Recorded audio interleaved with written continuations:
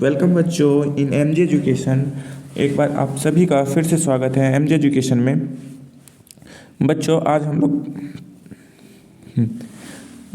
हम लोग पढ़ने वाले हैं कक्षा 10वीं क्लास 10th का हिंदी, जिसका बुक का नाम है गोधुली। देखिए हिंदी बुक जो है हमारा वो दो बुक दिया हुआ है हम लोग को हिंदी में, एक गोधुली एक वर्णिका। तो आज हम जो हिंदी पढ़ने वाले हैं वो हम फर्स्ट चैप्टर पढ़ेंगे और लेखक परिचय के साथ पढ़ेंगे, ठीक ना। तो हमारे फर्स्ट चैप्टर में क्या है बच्चों, तो श्रम विभाजन एवं जाति प्रथा, ये हमारा फर्स्ट चैप्टर है बच्चों, ठीक है ना। तो जिसके राइटर हमारे बाबा भीमराव अम्बेडकर जी थे। ये जो हमारे हैं ये जो है ना बाबा भीमराव अम्बेडकर, और ये भीमराव अम्बेडकर इतने महान व्यक्ति थे कि उसका कोई वर्णन नहीं किया जा सके, ठीक है ना बच्चों। तो बढ़ते हैं, आज का मोटिवेशन देखते हैं क्या है। तो आज का मोटिवेशन देखिए बच्चों क्या है, नसीब जिनके ऊंचे और मस्त होते हैं, इम्तिहान उसके ज़बरदस्त होते हैं। देखिए बच्चों, जिसके नसीब में बहुत कुछ लिखा होता है, जिसका नसीब कहते हैं ना कि ये ऐसा मतलब इस जॉब पे इस पोस्ट पे है, तो जिसका नसीब बहुत अच्छा होता है बच्चों, तो उसका इम्तिहान उसका एग्ज़ाम भी बहुत अच्छे तरीके से लिया जाता है, बहुत ज़बरदस्त होता है उसका इम्तिहान भी। इसीलिए जिसके नसीब ऊँचे होते हैं उसके इम्तिहान भी ज़बरदस्त होते हैं बच्चों, ठीक है ना। तो चलिए आज का हम चैप्टर देखते हैं क्या है। तो देखिए आज जो है श्रम विभाजन और जाति प्रथा, ये हमारा जो चैप्टर है श्रम विभाजन और जाति प्रथा, ये बाबा भीमराव अम्बेडकर जी इनको लिखे हैं, ठीक है ना। ये देखिए हमारे बाबा भीमराव अम्बेडकर जी जो हैं ये श्रम विभाजन एवं जाति प्रथा को लिखे हैं, ठीक है ना बच्चों। तो पहले तो देख लीजिए ये कितने महान व्यक्ति जो है हमारे सामने बैठे हुए हैं, बाबा भीमराव अम्बेडकर जी। ये बाबा भीमराव अम्बेडकर इतने महान व्यक्ति हैं कि ये एक संविधान, हमारे देश का जो संविधान है वो बाबा भीमराव अम्बेडकर लिखे हैं। हम आपको एक छोटी सी कहानी सुनाते हैं, कहानी नहीं ये वैसे हकीकत है।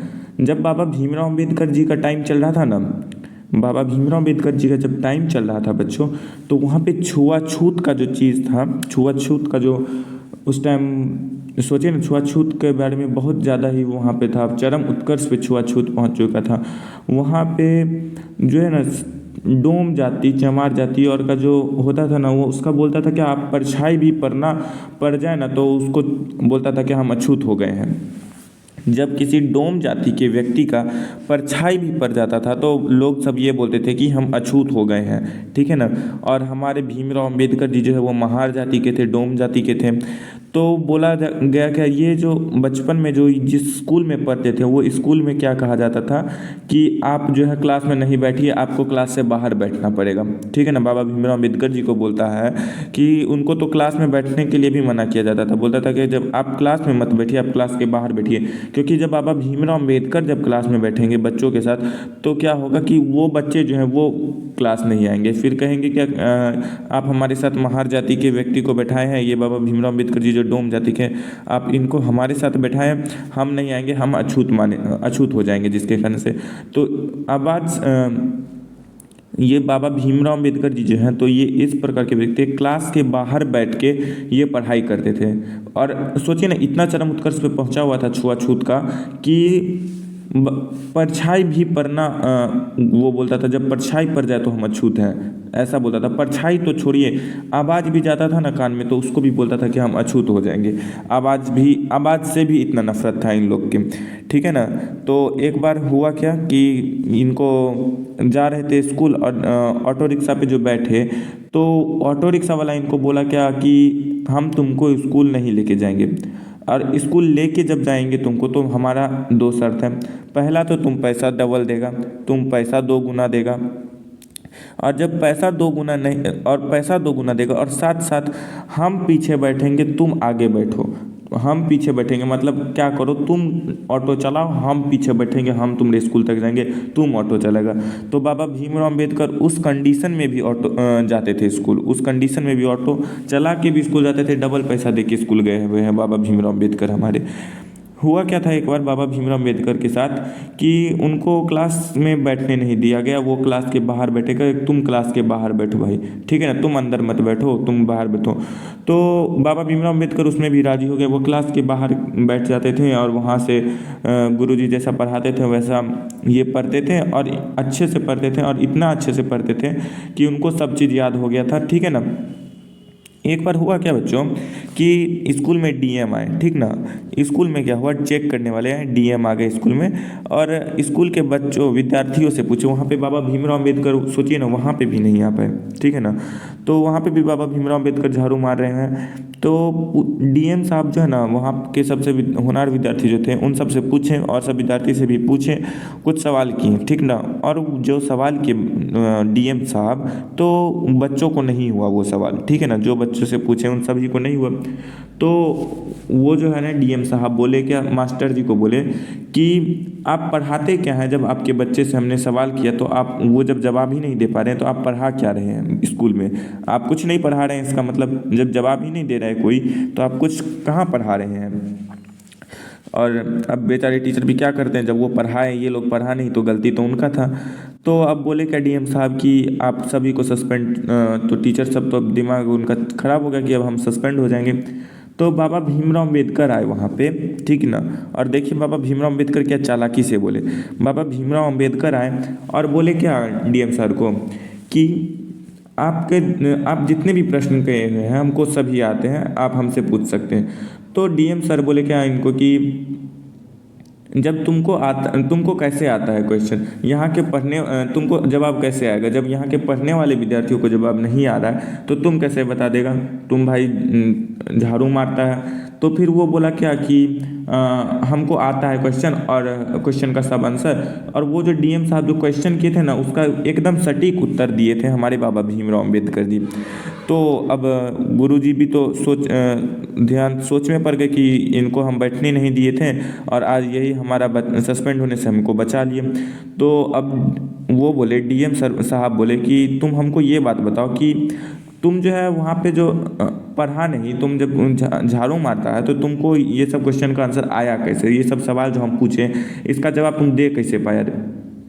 तो बोले क्या हमारे बाबा भीमराव अम्बेडकर जी बोले, बाबा साहेब बोले कि सर हम जो है ना, जब सर जी क्लास लेते थे, गुरुजी जब क्लास लेते थे तो हम क्लास के बाहर में झाड़ू मारते थे। और हम सोचिए कितना चालाकी से जवाब दे रहा है, ये नहीं बोल रहा है कि हमको बैठने नहीं दिया गया। बोला नहीं, हम झाड़ू मारते थे उस टाइम क्लास के आगे में, और जब झाड़ू मारते थे और हम गुरुजी जो पढ़ाते थे हम वो ध्यान से सुनते थे, जिसके कारण हमको याद हो गया।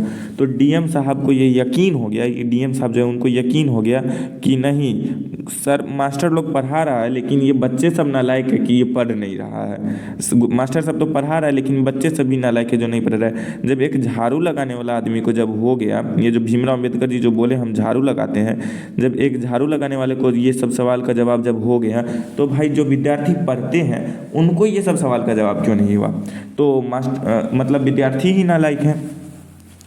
तो फिर वहाँ पे मास्टर जी जब डीएम साहब चले गए तो मास्टर जी बोले क्या कि नहीं भाई ये बच्चा पढ़ने वाला, इसके अंदर प्रतिभा है। सोचिए हमारे भीमराव अम्बेडकर के अंदर इतना प्रतिभा था कि बाहर से भी वो इतना अच्छा पढ़ लिए। तो बोले नहीं इसके अंदर प्रतिभा है, इसको बैठने दो अंदर। तो फिर अगला दिन से एकदम भीमराव अम्बेडकर जी को बुलाए गुरुजी क्लास में, बोले कि आप तुम यहीं पे बैठ के पढ़ो, क्लास में तुम बैठ के पढ़ो, कोई तुमको कुछ नहीं बोलेगा, तुम आराम से पढ़ो, ठीक है ना। तो बाबा भीमराव अम्बेडकर इस प्रकार के व्यक्ति थे।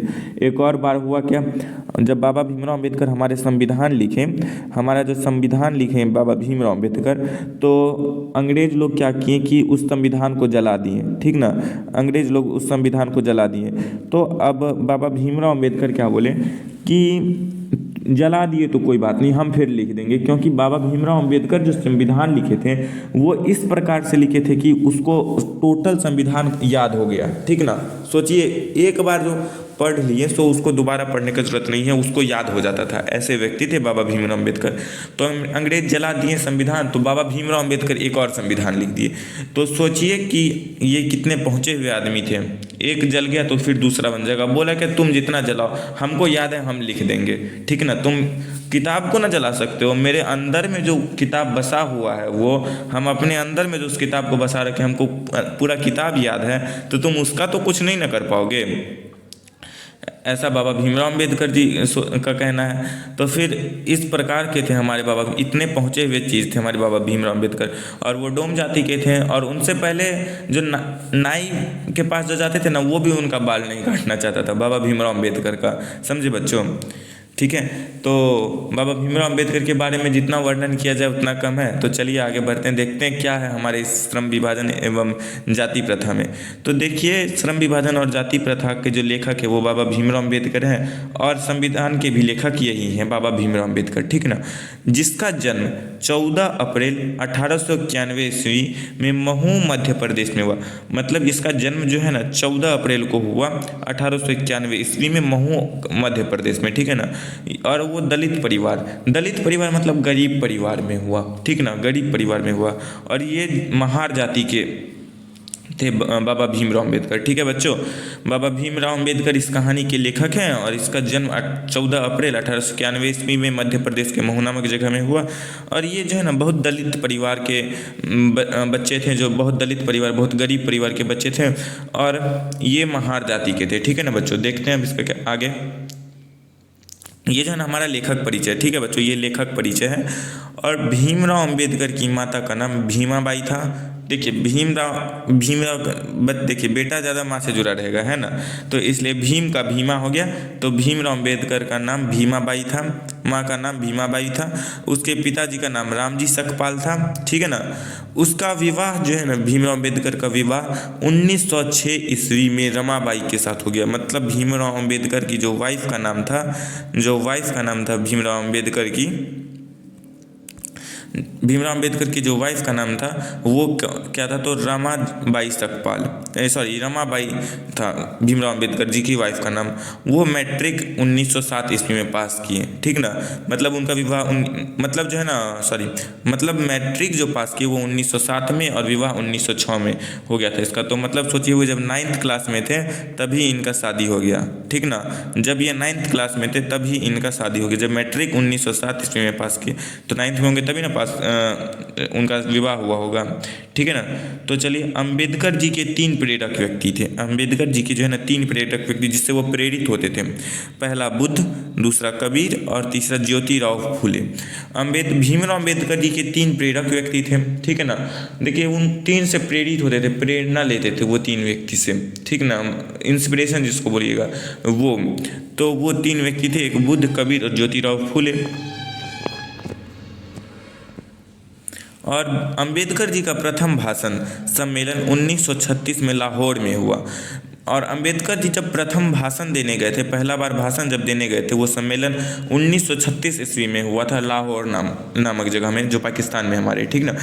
विख्यात भाषण द इनहिबिशन ऑफ कास्ट, ठीक ना, द इनहिबिशन ऑफ कास्ट का जो चर्चित भाषण था, जिसके जो चर्चा में चल रहा है, ट्रेंड जिसको कहिएगा वो क्या था, द इनहिबिशन ऑफ कास्ट, जिसका हिंदी में अनुवाद ललई यादव ने किया था, ठीक ना।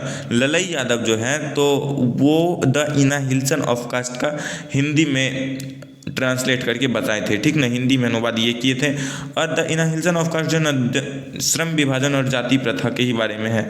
तो अभी हम लोग को ये इंग्लिश में पढ़ने के लिए मिलता है, लेकिन नहीं, ललई यादव की वजह से आज हम इसे हिंदी में भी पढ़ रहे हैं, ठीक ना।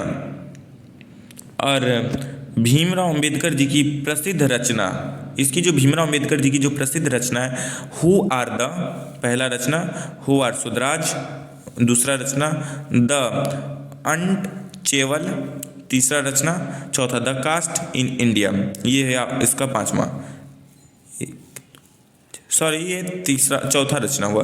हु आर द पहला, हु आर स्वराज दूसरा, द अनटचेबल तीसरा, और द कास्ट इन इंडिया चौथा, ठीक ना। तो ये 4 हैं, और भी इसके भाषण होंगे, लेकिन ये 4 आपको मुख्य है, ठीक ना। और लास्ट अंबेडकर जी की मृत्यु 1956 ईस्वी में दिल्ली में हो गई, ठीक ना। अंबेडकर जी का जो मृत्यु हुआ वो 1956 ईस्वी दिल्ली में हो गया, ये याद रखिएगा, ठीक है ना। तो जन्म जो है वो कब हो गया था, 14 अप्रैल 1891 में, और मृत्यु 1956 दिल्ली में, ठीक ना। जन्म हो गया था इनका मध्य प्रदेश के महू नामक जगह, ठीक है ना बच्चों। तो चलिए देखते हैं आगे में। तो देखिए, कहानी पढ़ने से पहले हम इसका सारांश जान लेते हैं कि कहानी समझने में हमें आसानी होगी। देखिए, श्रम विभाजन और जाति प्रथा का सारांश के बारे में यहाँ पे बताया जा रहा है। तो देखिए, श्रम विभाजन और जाति प्रथा,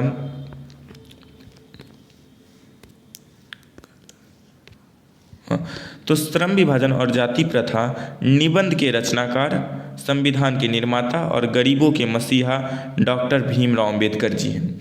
तो श्रम विभाजन जाति प्रथा जो हमारा ये चैप्टर है, तो उसका जो निबंध, ये चैप्टर कहानी नहीं, ये एक निबंध है, ठीक ना, अम्बेडकर जी लिखे हैं जो एक निबंध है। इसके निर्माता जो है हमारे संविधान के निर्माता भी और गरीबों के मसीहा, संविधान के निर्माता भी है, गरीबों के मसीहा भी है और निबंध के रचनाकार भी मात्र एक व्यक्ति है जो हमारे भीमराव अम्बेडकर जी हैं, ठीक ना। इन्होंने इस निबंध के माध्यम से समाज में फैली बुराई को मिटाने का कार्य किया। हमारे समाज में जो जैसे छुआछूत और का बीमारी होता है, छुआछूत का जो होता है, और उसके बाद श्रम विभाजन जाति प्रथा, श्रम विभाजन और जाति प्रथा और श्रमिकों का विभाजन, श्रम विभाजन और जाति प्रथा अब नहीं हो रहा था, अब श्रमिकों का विभाजन हो रहा था, समझे। मतलब जैसे जिसका पापा नाई है, जो ठाकुर है, तो वो क्या करेगा, बाल बनाएगा। जो बढ़ई जाति से, वो बस लकड़ी का काम करेगा और कोई काम करेगा नहीं। उसके अंदर प्रतिभा है कि दूसरा काम करे, लेकिन उसको नहीं, वो अपना जो खानदानी काम चल रहा है लकड़ी का, वो वही करेगा, ठीक है। तो ऐसा हो रहा था जो कि बिल्कुल गलत था, जो कि बिल्कुल गलत था, ऐसा नहीं होना चाहिए था, ठीक ना।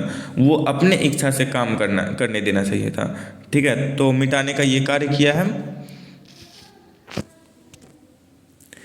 इस में लेखक जिस विडंबना की बात करते हैं वो जातिवाद का पोषक है।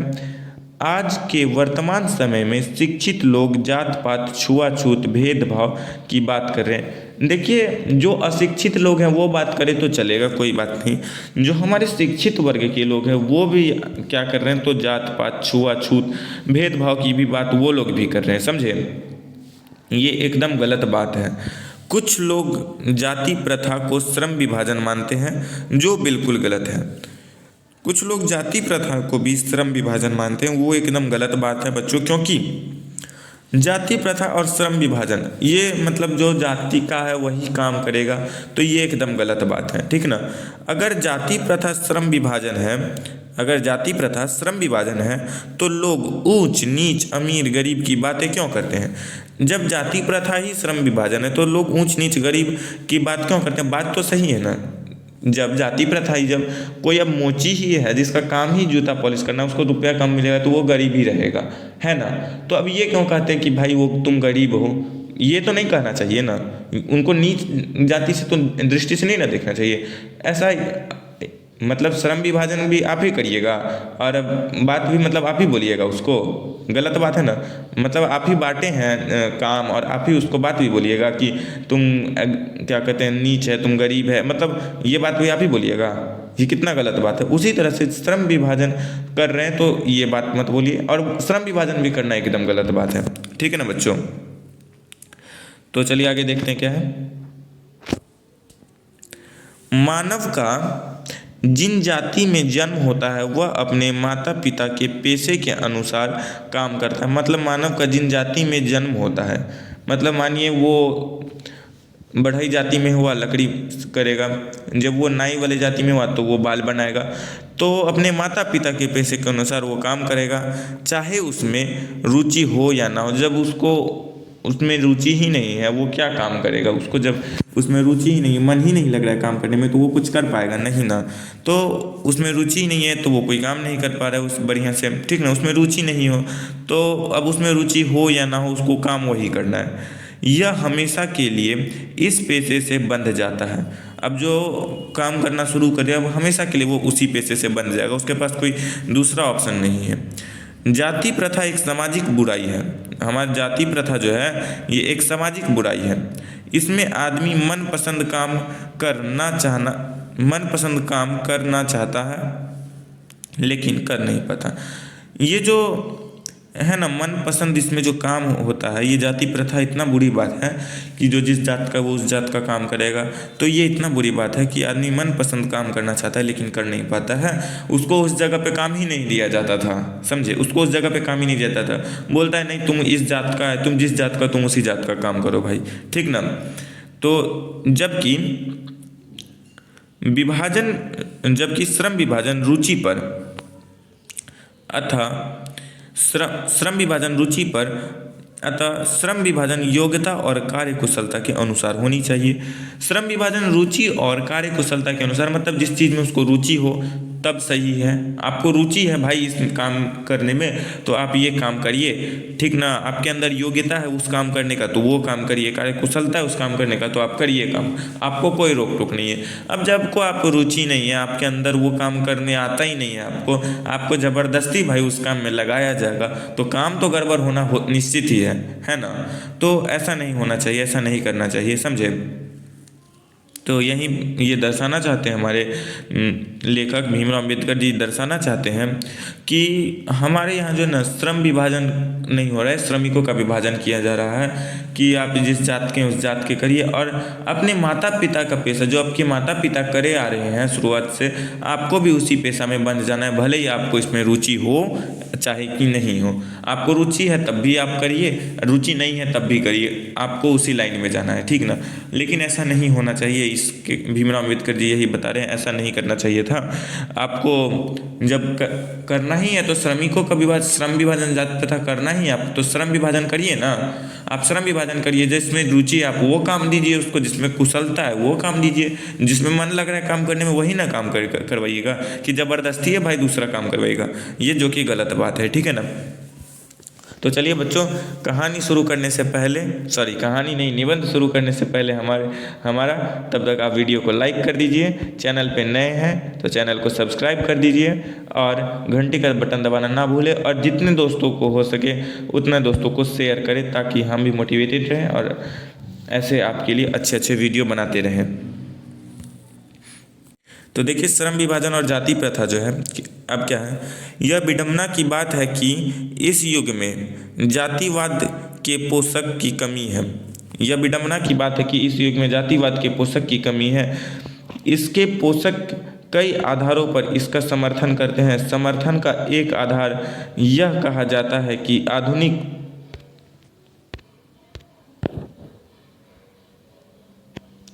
आधुनिक सभ्य समाज कार्य कुशलता के लिए श्रम विभाजन को आवश्यक मानता है, और चूंकि जाति प्रथा भी श्रम विभाजन का दूसरा रूप है। देखिए यहाँ पे जाति प्रथा भी जो है ना, जाति प्रथा वो भी श्रम विभाजन का दूसरा रूप है।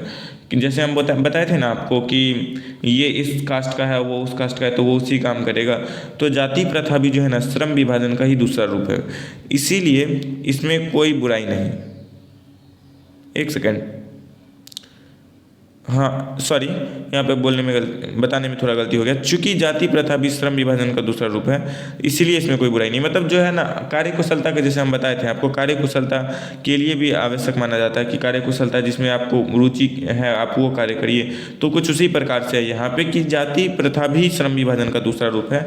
जाति प्रथा है श्रम विभाजन का दूसरा रूप, लेकिन इसमें कोई बुराई नहीं है। इस तर्क के संबंध में पहली बात तो यह आपत्तिजनक है कि जाति प्रथा श्रम विभाजन के साथ साथ, ये जो जाति प्रथा है वो श्रम विभाजन के साथ साथ अमिक विभाजन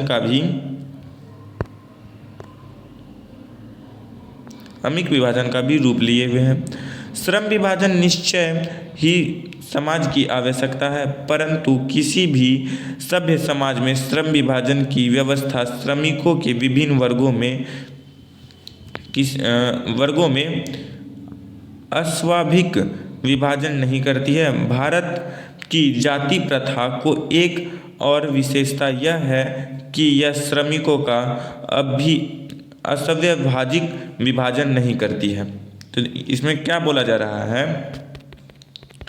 कि इसमें जो बोला जा रहा है हमारा कि अमिक विभाजन के रूप में जो लिया हुआ है ये हमारा, तो वो श्रम विभाजन, ये निश्चय श्रम विभाजन जो है वो निश्चय ही समाज की आवश्यकता है। श्रम विभाजन जो ना, ये बात है कि श्रम विभाजन निश्चित ही समाज की एक आवश्यकता है, परंतु किसी सभ्य समाज में श्रम विभाजन की व्यवस्था, जो सभ्य समाज मतलब कहते हैं ना ये समाज अच्छा है, ये समाज का नियम कानून अच्छा है, तो किसी भी सभ्य समाज में श्रम विभाजन की व्यवस्था श्रमिकों के विभिन्न वर्गों में, श्रमिक का जो है मतलब जो काम करता है उसके विभिन्न वर्गों में विभाजित नहीं करती है। मतलब जो श्रमिक जो काम करता है उसको विभिन्न वर्गों में विभाजित नहीं करते, उनको डिवाइड नहीं करती है कि आप ऐसा ही काम करिए, ठीक है ना। भारत, हमारा जो यहाँ पे इंडिया के बारे में बात किया जा रहा है, भारत की जाति प्रथा को एक और विशेषता यह है कि भारत में जो जाति प्रथा है उसमें एक विशेषता यह है कि यह श्रमिकों का अभिभाविक विभाजन नहीं करती है। मतलब भारत में जो है ना श्रमिकों का विभाजन नहीं किया जाता है, ठीक ना, बल्कि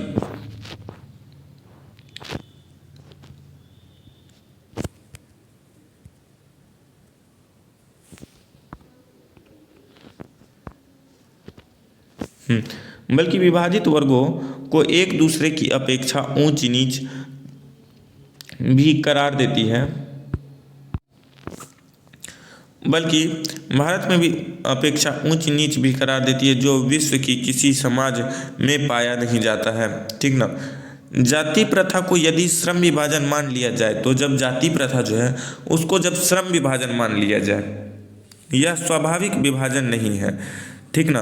जब जाति प्रथा को श्रम विभाजन मान लिया जाए तो यह 100% विभाजन नहीं है, श्रम विभाजन नहीं है, क्योंकि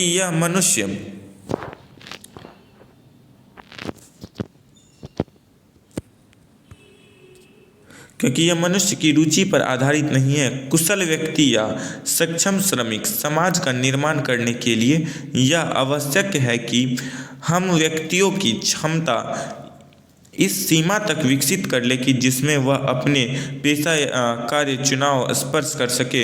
यह सिद्धांत के विपरीत जाति प्रथा का दूषित सिद्धांत यह है कि इससे मनुष्य प्रति क्षण अथवा उसकी निजी क्षमता का विचार किए बिना दूसरे दृष्टिकोण जैसे माता पिता सामाजिक स्तर के अनुसार पहले अर्थात धर्म गर्भधारण के समय ही मनुष्य का पेशा निर्धारित कर दिया जाता है। मतलब पहले के ज़माने में क्या किया जाता था कि जब बच्चा पेट में ही रहता था ना, जब जन्म भी नहीं लिया रहता था, तभी जो है ना उस बच्चे का क्या पेशा होगा, मतलब वो कौन सा काम करेगा भाई, वो तभी ही निर्धारित किया जाता। उसी टाइम वो ये बात निर्धारित कर दिया जाता था कि भाई बच्चा काम ये करेगा, जब जिस कास्ट का है बच्चा वही कास्ट का वो काम करेगा, तभी ये बात निर्धारित कर दिया जाता था, ठीक है।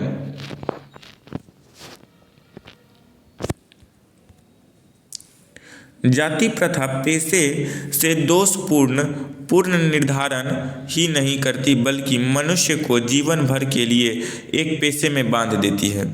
जाति प्रथा जो है ना भाई, तो जाति प्रथा जो है वो दोषपूर्ण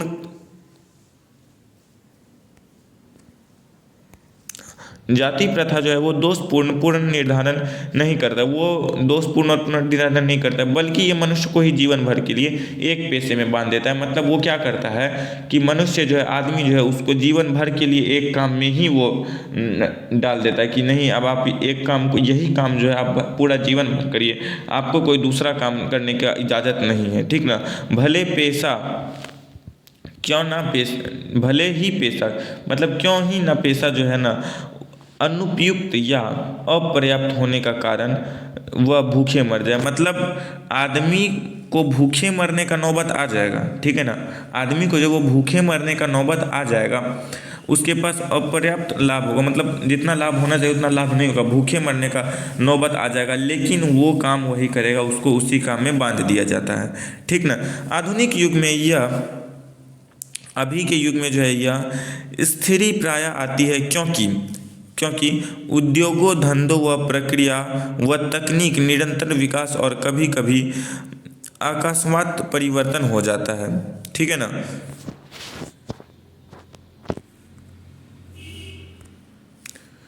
और आधुनिक युग में अकस्मात परिवर्तन, हाँ, जिसके कारण मनुष्य को अपना पेशा बदलने की आवश्यकता पड़ सकती है, और यदि प्रतिकूल परिस्थितियों में मनुष्य को अपना पेशा बदलने का स्वतंत्रता ना हो तो इसके लिए वह भूखे मरने के अलावा क्या चारा रह जाता है। मतलब जब उसके प्रतिकूल, मतलब जब अच्छा टाइम में ही जब मनुष्य को पेशा बदलने का अनुमति नहीं दिया जाएगा, जब बुरा टाइम में पेशा बदलेगा तो मतलब कुछ तो रुपया की जरूरत भी पड़ेगी, तो उसी टाइम में जब मनुष्य को जब पैसा नहीं रहेगा, रुपया नहीं रहेगा, कुछ खाने के लिए अनाज नहीं रहेगा, वो पैसा जो है अपना बदल नहीं, जो काम करता है वो बदल नहीं सकता है, तो अब मनुष्य को स्वतंत्रता ना हो इन सब चीज़ करने की, तो मनुष्य क्या कर सकता है? भूखे मर सकता है, और उसके अलावा उसके पास कुछ चारा ही नहीं है। यही हमारे भीमराव अम्बेडकर जी बताना चाह रहे हैं कि हमारे यहाँ कैसे कैसे चीज़ हो रहा है कि जो श्रम विभाजन के साथ साथ श्रमिक का विभाजन भी कर रहे हैं हमारे भीमराव अम्बेडकर जी के कहानी में, कि ये बताना चाह रहे हैं कि हमारे यहाँ जो है ना, जो श्रमिकों का विभाजन हो रहा है कि जैसे जिस कास्ट का वो वही काम करेगा, भले ही वो काम करने में उसको रुचि नहीं होगा, चलिए कोई बात नहीं, रुचि नहीं है तब भी आप भी वही काम करिए।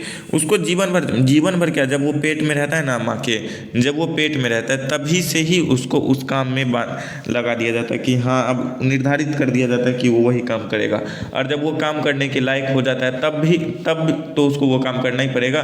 तो अब उसको वो जीवन भर के लिए उस काम में बंध जाएगा, और उसके पास उसको रुचि नहीं होगा तो वो काम नहीं करेगा। और मानिए हुआ रुचि कुछ और उसको प्रॉफिट नहीं हो रहा है, वो अपना पेशा भी नहीं बदल सकता है, वो जो काम कर रहा है वो भी बदल नहीं सकता है, भले ही वो भूखे मरने की नौबत में क्यों ना आ जाए, भले ही वो भूखे मरने की नौबत में क्यों ना जाए, लेकिन वो पेशा नहीं बदलेगा, वो पेशा वही करेगा। उसको इजाज़त नहीं है, उसको उस काम करने के लिए स्वतंत्रता नहीं है, ठीक है ना।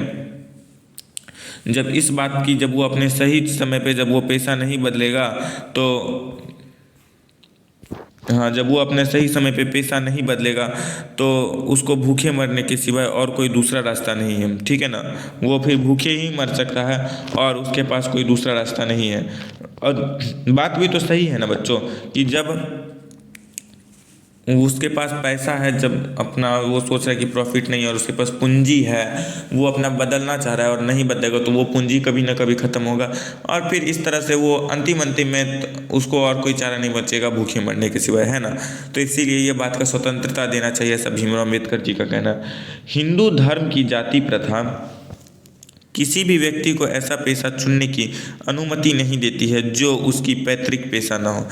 तो हिंदू धर्म में जो जाति प्रथा की गई है ना, तो उसमें ये व्यक्ति को ऐसा जो है करने का अनुमति नहीं दिया गया है जो कि उसके पैतृक पेशा ना हो, जो मतलब उसके पिता का पेशा ना हो और बच्चा वो पेशा करे, वो मतलब जो उसके पिता जो काम नहीं किए वो काम बच्चा करे, ऐसा तो उस बच्चा को अधिकार नहीं दिया गया हिंदू धर्म में, ठीक ना। भले ही वो उसमें पारंगत क्यों ना हो, भले ही वो उसमें कितना भी निपुण क्यों ना हो, वो काम कितना भी अच्छा से क्यों ना कर ले, लेकिन उसको क्या है कि आप वो काम नहीं कर सकते क्योंकि आपके पिता वो काम नहीं किए हैं, ठीक ना।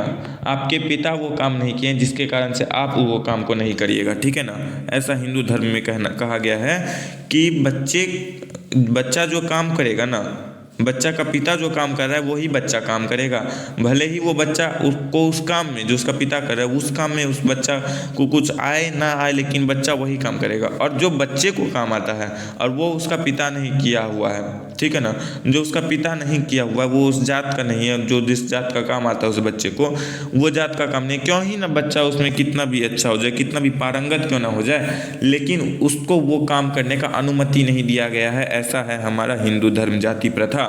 हिंदू धर्म का जो जाति प्रथा है वो हमारा ऐसा है।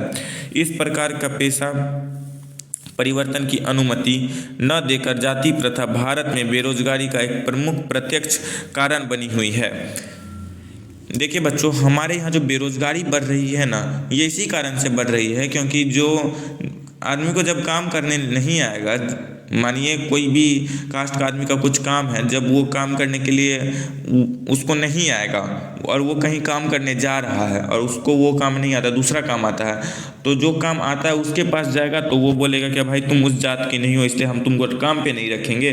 और जिस जात का है और वहाँ पे जा रहा है काम करने, उसको काम करने नहीं आ रहा है, तो वो जहाँ पे काम करने जा रहा है तो वो व्यक्ति क्या बोलेगा, तुमको भाई काम करने नहीं आ रहा है इसलिए तुमको हम काम पे ही नहीं रखेंगे, उसको भाई तुम कामे पे नहीं रखेंगे हम तुमको, तुम जाओ, तुमको अब जहाँ जाना है वो तुम जानो, हम नहीं जान रहे, लेकिन तुमको भाई हम काम पे नहीं रख सकते, हमें माफ़ कर दीजिए, ठीक ना।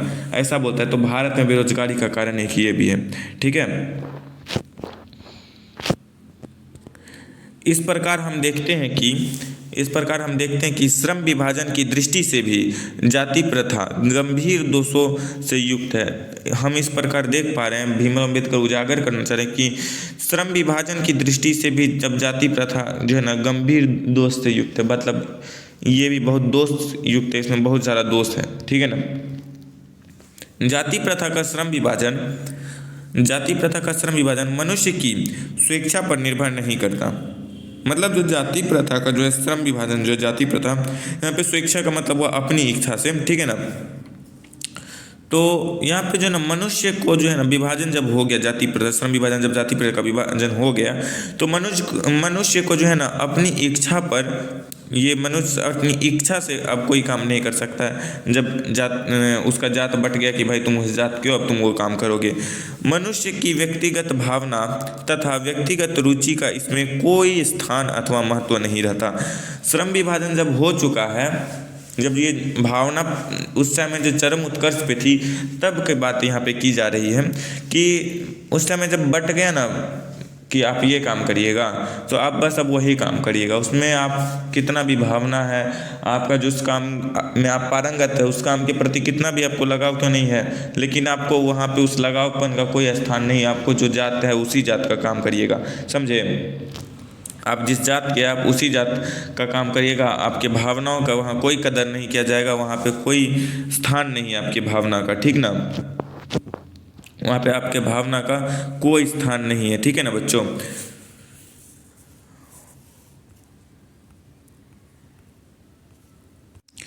भावना अथवा रुचि का वहाँ पे कोई महत्व नहीं रहता है। इस आधार पर हमें यह स्वीकार करना पड़ेगा, मतलब अंतिम में क्या बता रहा है भाई, हमको एक्सपेक्ट करना पड़ेगा कि आज के उद्योगों में, आजकल जो उद्योग है, उद्योग में गरीब और उत्पीड़न इतनी बड़ी समस्या नहीं जितनी कि बहुत से लोगों के निर्धारित कार्य में अरुचि के साथ केवल विश्वास करते हैं, ठीक है ना। ऐसी स्थिति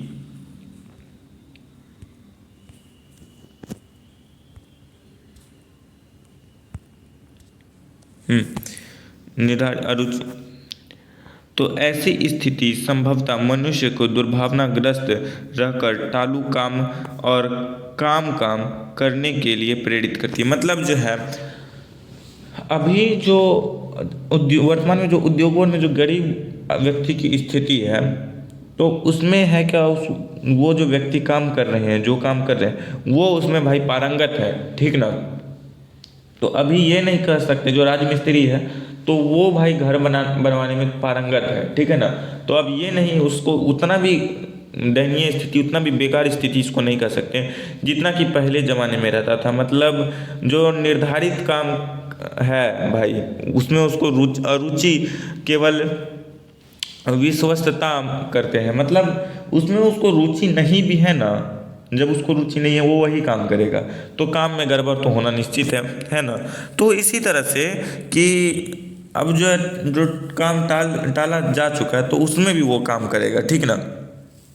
यहाँ पे ऐसा बताया जा रहा है, मतलब कि जिस काम में आपको रुचि है आप वही काम करिएगा, तो आप मन से काम करिएगा। और अभी उसी टाइप का कुछ चल रहा है, अभी वर्तमान में कुछ उसी टाइप से हो रहा है। ऐसी स्थिति जहाँ काम करने वालों का ना दिल लगता हो, ना दिमाग लगता हो, ना कोई कुशलता कैसे प्राप्त की जा सकती है, कोई कुशलता कैसे प्राप्त की जा सकती है। अतः यह निर्विवाद रूप से सिद्ध हो जाता है कि आर्थिक पहलू भी जाति प्रथा हानिकारक प्रथा है, क्योंकि यह मनुष्य के स्वाभाविक प्रेरणा, रुचि व आत्मशक्ति को दबाकर उन्हें अभिभाविक नियमों में जकड़कर निष्क्रिय बना देती है। अब मैं समस्या के रचनात्मक पहलू को लेता हूँ। अब जो रचनात्मक पहलू है समस्या का, उसके बारे में बताया जा रहा है। मेरे द्वारा जाति प्रथा की आलोचना सुनकर आप मुझसे यह प्रश्न पूछना चाहोगे कि यदि मैं जातियों के विरुद्ध हूँ तो फिर मेरी दृष्टि से आदर्श समाज क्या है। मतलब भीमराव अम्बेडकर जी कहना चाह रहे हैं कि आप जब इतना चीज़ सुन लिए हैं तो अब आपके मन में यह प्रश्न होगा, तो आप सोचिएगा ना कि जब ये भाई जाति प्रथा के तुम विरुद्ध है तो तुम्हारे लिए आदर्श समाज क्या है। कैसा समाज तुम बनाना चाहते हो, आप ऐसा सोचिएगा। तो अब भीमराव अम्बेडकर जी बोल रहे हैं, मेरा उत्तर यह होगा कि मेरा आदर्श समाज स्वतंत्र, समता, भ्रातृत्व पर आधारित होगा। मतलब जो है भीमराव अम्बेडकर जी का जो कहना है, जो भीमराव अम्बेडकर जी का जो आदर्श समाज होगा, जो भीमराव अम्बेडकर जैसा आदर्श समाज बनाना चाह रहे हैं, तो उसका जो समाज होगा ना वो स्वतंत्रता, समता एवं भ्रातृत्व पर आधारित होगा। क्या यह ठीक नहीं है? क्या यह ठीक नहीं है? भ्रातृत्व मतलब होता है भाईचारा, ठीक ना? क्या यह ठीक नहीं है? भ्रातृत्व अर्थात भाईचारा में किसी को क्या आपत्ति हो सकती है? मतलब अब भीमराव अम्बेडकर जी भी अब क्वेश्चन करेंगे, क्या भाईचारे में किसी को आपत्ति हो सकती है? किसी को भाईचारे में तो आपत्ति नहीं होगी। किसी भी आदर्श समाज में इतनी गतिशीलता होनी चाहिए जिसके कोई भी वंचित परिवर्तन समाज के एक छोर से दूसरे छोर तक संचारित हो सके। ऐसे समाज में बहुविध हितों का सबका भाग होना चाहिए तथा सबको उनकी रक्षा करनी चाहिए। सबको उनकी रक्षा के लिए प्रेरित, सजग रहना चाहिए। मतलब जो समाज, जो भीमराव अम्बेडकर जी आदर्श समाज बनाना चाह रहे हैं, तो उसकी अब रक्षा के लिए भी तो हमारे पास होनी चाहिए ना, कि हाँ हम उसके नियमों पे चलेंगे तो जिसके कारण हमारा आदर्श समाज बना रहेगा। तो इसीलिए कि अब यहाँ पे भी भीमराव अम्बेडकर जी बताना चाह रहे हैं कि दूसरों के, हाँ, ऐसे समाज में बहुविध मतलब बहुत से ही बहुविध हितों का सबका भाग होना चाहिए। इसमें मतलब लेकिन सब व्यक्ति का भाग होना चाहिए। सबको उनकी रक्षा के प्रति सजग रहना चाहिए। मतलब जो है अब वो समाज जो बनाएंगे तो अब उसके लिए सब व्यक्ति को सजग रहना, जागरूक रहना चाहिए। जागरूक होना चाहिए कि भाई श्रम विभाजन जाति प्रथा में कुछ नहीं रखा है, जाति प्रथा में ही कुछ नहीं रखा है, छूआछूत में कुछ नहीं रखा है। जब एक भीमराव अम्बेडकर जी के बारे में बता रहे हैं हम, जब एक दलित परिवार जो डोम जाति का व्यक्ति संविधान लिख सकता है, जब डोम जाति का व्यक्ति जब संविधान लिख सकता है, तो भाई अब ये छुआछूत का भावना रखना ही क्या है? जब उसका संविधान पे पूरा देश चल रहा है कि नहीं चल रहा है? चल रहा है ना। तो अब हम लोग को छुआछूत का भावना रखना ही क्यों है? ठीक है ना। तो इसके लिए सबको सजग होना चाहिए। सामाजिक जीवन में अवध संपर्क के अनेक साधन व अवसर उपलब्ध रहने चाहिए। तात्पर्य यह कि दूध पानी के मिश्रण की तरह भाईचारे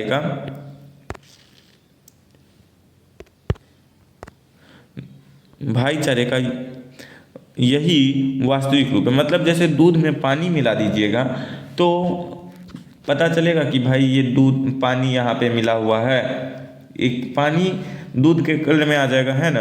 तो उसी तरह से भाईचारे का भी होना चाहिए वास्तविक रूप, दूध पानी के जैसा, जैसे मिल जाए भाईचारा, एकदम दोनों लीन रहे एक दूसरे में, ठीक है ना। ऐसा नहीं लीन रहे तो अब बस भाईचारा ही नहीं पाए, मतलब और सब भी काम करें, मतलब भाईचारा मतलब मिलजुल के रहें एक दूसरे से, सब एक परिवार की तरह हो, ठीक ना। और इसी का दूसरा नाम लोकतंत्र है, और भाईचारे का ही दूसरा नाम भाई लोकतंत्र है, ठीक है ना। क्योंकि लोकतंत्र केवल शासन की एक पद्धति नहीं है, लोकतंत्र बस शासन का पद्धति नहीं है, लेकिन लोकतंत्र जो है मूलतः सामूहिक जीवनता एवं रीति तथा समाज में सम्मिलित अनुभवों का आदान प्रदान का नाम है, ठीक ना। और ये जो लोकतंत्र है वो सामूहिक जीवनतया की एक रीति है जो समाज में सम्मिलित अनुभव का आदान प्रदान करती है, आदान प्रदान का नाम है। इसमें यह आवश्यक है कि वह अपने स्थितियों के प्रति श्रद्धा एवं समान भाव, अब इसमें जो है हाँ, स्थितियों के प्रति इसका श्रद्धा एवं सम्मान का भाव हो, ठीक है ना बच्चों। तो बच्चों इसी के साथ हमारा यह चैप्टर ख़त्म होता है। तो इसी का एक बार हम आपको ये और बता दे रहे हैं।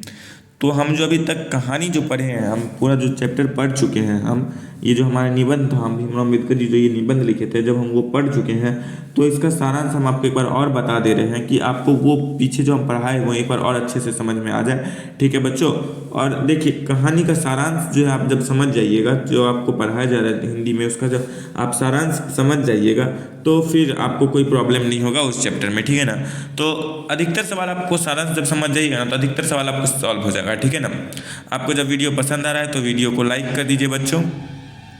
चैनल पे नए हैं तो प्लीज़ चैनल को सब्सक्राइब कर दीजिए और जितने से ज़्यादा हो सके अपने दोस्तों को बुलाइए इस चैनल पे। ठीक है ना, देखिए श्रम विभाजन और जाति प्रथा का जो सारांश हम बता रहे हैं आपको, तो देखिए श्रम विभाजन और जाति प्रथा निबंध के रचनाकार एवं संविधान के निर्माता और गरीबों के मसीहा डॉक्टर भीमराव अम्बेडकर जी। यहाँ पे गरीबों का जो मसीहा कहा गया है, यहाँ पे जो गरीबों का मसीहा कहा गया, इनको गरीबों का मसीहा। अब बताइए गरीबों का मसीहा इसको क्यों कहा गया? डॉक्टर भीमराव अम्बेडकर को गरीबों का मसीहा क्यों कहा गया?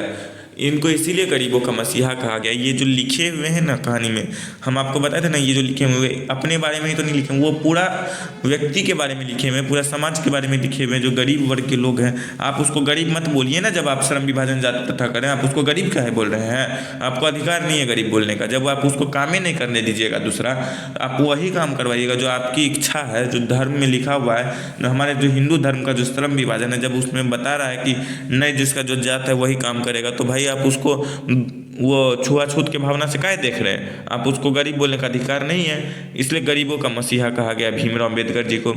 इन्होंने इस निबंध के माध्यम से समाज में फैली बुराइयों को मिटाने का कार्य किया। इस निबंध में बोला है ना कि हमारे भीमराव अम्बेडकर जी ने बोले हैं ना इस निबंध में, हम जो बताए थे पीछे में, कि वो कैसे बोले थे कि हम जो आदर्श समाज का निर्माण करना चाहते हैं वो भाईचारे। आपको क्वेश्चन में भी आएगा कि हमारे भीमराव अम्बेडकर जी की नज़र में आदर्श समाज कैसा था, तो इसका आपका सही उत्तर होगा कि भीमराव अम्बेडकर जी की नज़र में आदर्श समाज कुछ इस प्रकार था। वो चाहते थे कि वो जैसा आदर्श समाज चाहते थे, वो स्वतंत्र होना चाहिए, भाईचारे का होना चाहिए और सबको एक समान होना चाहिए, छुआछूत का भावना नहीं रहना चाहिए, उसमें ऊंच नीच गरीब और ऊंच नीच इन सब का भी भावना वहाँ पे नहीं होना चाहिए। हमारे भीमराव अम्बेडकर जी कुछ इस प्रकार का आदर्श समाज चाहते थे। ठीक है ना, तो इसमें लेखक जिस विडंबना की बात करते हैं वो है जातिवाद का पोषक। आज के वर्तमान समय में शिक्षित लोग भी जात पात, छुआछूत एवं भेदभाव का बात करते थे। जैसे कि हम बताए थे कि शिक्षित लोग जो मास्टर जी हैं हमारे स्कूल के, वो कैसे भीमराव अम्बेडकर जी को क्लास के अंदर नहीं आने दे रहे थे। बोलते नहीं, तुम अंदर आओगे तो अंदर के बच्चे बाहर भाग जाएंगे, ठीक ना, अंदर के बच्चे नहीं पढ़ेंगे। ठीक है ना, तो वो अंदर नहीं आने देते थे भीमराव अम्बेडकर जी को। तो शिक्षित वर्ग के लोग इसलिए कहा गया है जो छुआछूत की बात करते हैं। ठीक ना, ये बहुत गलत बात है। कुछ लोग जाति प्रथा को श्रम विभाजन का मानते थे। कुछ लोग ऐसे भी हैं जो जाति प्रथा को श्रम विभाजन का भी रूप मानते हैं, जो बिल्कुल गलत है। ठीक है ना, इसीलिए गलत है क्योंकि जब जिस चीज़ में आपको रुचि नहीं रहेगा, आपको वो कार्य कराया जाएगा तो वो आपसे नहीं होने वाला है वो काम। आप दूसरे काम में पारंगत है लेकिन आपका कास्ट वो जात के नहीं है, आप उस कास्ट के नहीं है, तो आपको वो काम करने पे पाबंदी है, आप वो काम नहीं कर सकते। आपके पिता जिस कास्ट के, आप जिस कास्ट के, आपके पिता वो काम कर रहे हैं जो कास्ट का काम है, आपको भी वही काम करना है, लेकिन आप उसमें पारंगत नहीं है। उससे आपकी भावनाओं को, आपकी वहाँ पे भावना कार्य कुशलता का वहाँ कोई जगह नहीं है। अगर जाति प्रथा श्रम विभाजन है तो लोग, जब जाति प्रथा ही श्रम विभाजन है तो लोग ऊंच नीच अमीर गरीब का बात क्यों करते हैं? जब जाति प्रथा ही, जब हमारा श्रम विभाजन है तो लोग को ऊंच नीच अमीर गरीब का बात नहीं करना चाहिए। ठीक है,